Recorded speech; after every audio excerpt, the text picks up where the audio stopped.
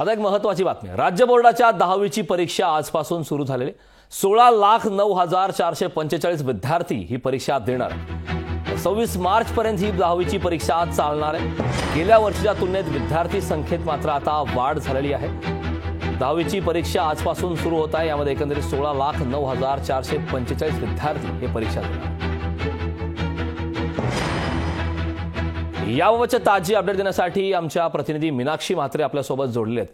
मीनाक्षी, अत्यंत महत्त्वाचा दिवस आहे. राज्य बोर्डाच्या 10वीची परीक्षा आजपासून सुरू झालेली आहे. काय सध्याचे ताजी अपडेट आहेत? काय म्हणतात विद्यार्थी?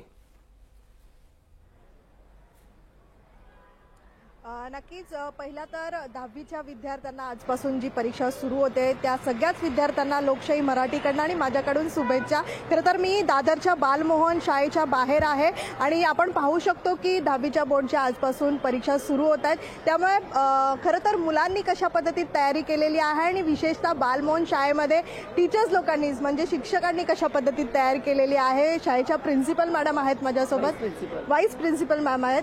मॅम, काय सांगाल कशा पद्धतीत तयारी केलेली आहे? पहिला पेपर आहे मुलांचा, एकूणच टेन्शन फ्री पेपर लिहिता यावं मुलांना, कशी तयारी केली? तयारी तर आम्ही सुरुवातीपासूनच वर्षाच्या करतो छान. सध्याची परीक्षा पद्धती जी अशी आहे की मुलांना नापास होणं कठीण झालेलं आहे खरं तर. आणि आताच मी एक व्हिडिओ व्हायरल झालेला पाहिला की ज्याच्यामध्ये मुलगा टॅक्सीत बसून कॉपी करतोय आणि तो कुठे कुठे चिट्स ठेवतोय. या सगळ्याची अजिबात गरज नाहीये खरं तर. कारण असं आहे ना की कॉपी करून पेपर लिहिताच येणार नाहीयेत सध्याचे. त्यामुळे परीक्षा पद्धती जी आहे तीच अतिशय आदर्श आहे. शिवाय आमचं सेंटर कॉपीमुक्त सेंटर आहे, ज्याच्यामध्ये आम्ही विद्यार्थ्यांना स्मार्टवॉच वापरायला सांगत नाही किंवा पोलीस तर असतातच, भरारी पथक येतच असतं, ह्या सगळ्या गोष्टी असतात. पण या सगळ्याचं मुलांनी दडपण घेण्याची गरज नाहीये. कसं आहे ना, परीक्षा इतकी सोपी आहे. मी सगळ्या महाराष्ट्रातल्या मुलांना आवाहन करेन की आज व्हर्नॅक्युलर मीडियमचा प्रथम भाषेचा पेपर आहे. प्रथम भाषेचा पेपरच मुळात का पहिला ठेवतात? कारण तो सोपा जातो मुलांना आणि त्यामुळे तो पेपर असतो. पहिला पेपर सोपा गेला की पुढचं सगळं व्यवस्थित होतं.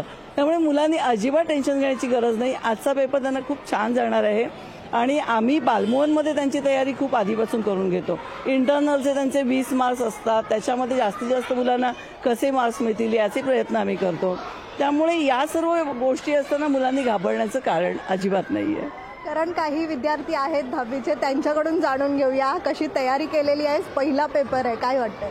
हो, भीती तर वाटते. सगळे पास तर होणारच आहे, फक्त अशी इच्छा आहे की चांगल्या मार्कांनी पास व्हा. काय सांगशील, कशी तयारी केली आहे?